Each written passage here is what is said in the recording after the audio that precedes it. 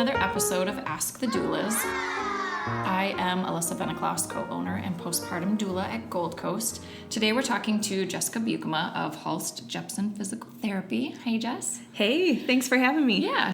We recently spoke to one of your colleagues, Joellen Bender, who works at a different location but does pelvic floor physical therapy. And we had an event with both of you together, and I want to talk to you separately about what you specialize in, which is Plagiocephaly and Torticollis. Yes. Now, those are super big, long, fancy words for people who don't know what they are. Can you break down what each of those are, what that means for a new mom, a new baby, and how you can help? Yeah, definitely. So torticollis is going to be tightness or a mild lump in a muscle called your sternocleidomastoid, and it's a neck muscle that basically what you'll notice with your baby is they tend to prefer to tilt one way, and they tend to want to rotate the opposite way of the tilt. So that's when you know that torticollis could be an issue with your baby. Plagiocephaly is going to be any form of head flattening due to external pressure on the skull. We've seen a huge increase in both of these with the Back is Best campaign to prevent sudden infant death syndrome. And it's very important to continue doing Back is Best, but these two conditions have increased almost fivefold since that has started. They both can be caused from the same issues as well, but we advise you to just kind of look at your baby. If you're noticing that, bring that up to the pediatrician. A lot of times the pediatrician will notice it right away too, and they'll have those conversations with you. So I've noticed in babies, like if they do have a tightness in one side, you'll try to put a toy over there or try to get them to look, and it's just their eyes will move, but they won't actually move their head.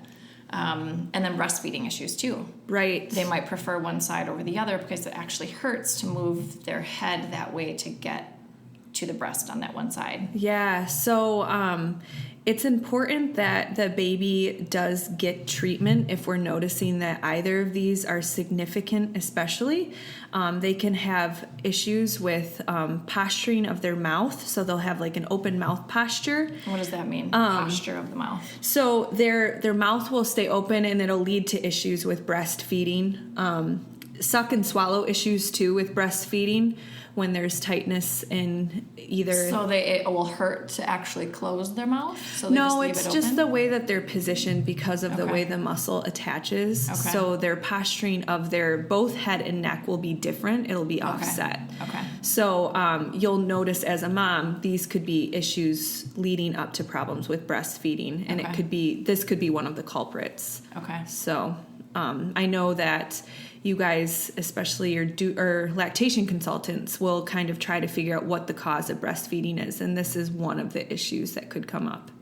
So who do you mostly see? Do you see very, very newborn babies? Do you see them months later?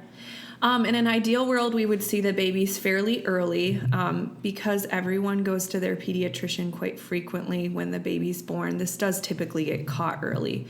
And the earlier, the better, because again, this torticollis and plagiocephaly can be caused from so many different things.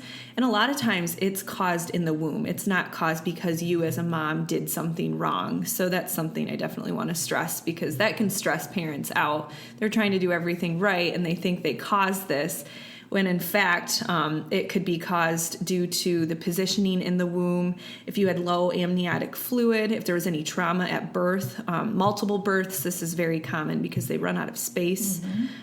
Prematurity, if they're in the NICU for a while, that can cause that as well. And plagiocephaly and torticollis kind of go hand in hand, so you can have both or you can have one of the other, and they're actually both caused from very similar things. So any of the things that I had mentioned can be caused from So what do you tell parents who I see, a lot of babies, like you said, with helmets now because of... Right. a lot of times it's because of sleeping on the back. But it's what's recommended. It's what we have to do. Is there anything they can do to prevent that from happening by sleeping on their back? Or is the helmet the only fixer? No, so the earlier we see babies, the better, because we can teach parents very early on ways to play with their child and ways to position their baby and in various environments. So although we provide a lot of manual treatment, so we do like massage to the neck and work on positioning, there's so much education that goes with this. We're only seeing the baby, dependent on what's needed, but we're only seeing the baby, for 30, 45-minute sessions a couple of times a week. So much of it goes into what you're doing outside of physical therapy. So different positions when you're playing, different positions when you're carrying the baby, different positions when you're breastfeeding. Those are all things that we can provide at these sessions when we treat them. So if a mom came to you before there was even an issue, they could potentially prevent.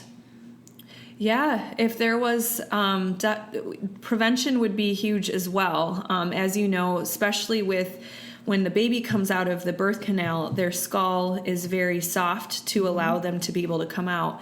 So their skull is susceptible to getting flat spots due to pressure after birth as well. So learning different positioning techniques would be very helpful to prevent that, and just telling moms what to look for to help prevent that. Mm-hmm. How do we find you? How do, if we have a mom who says, I need help with this?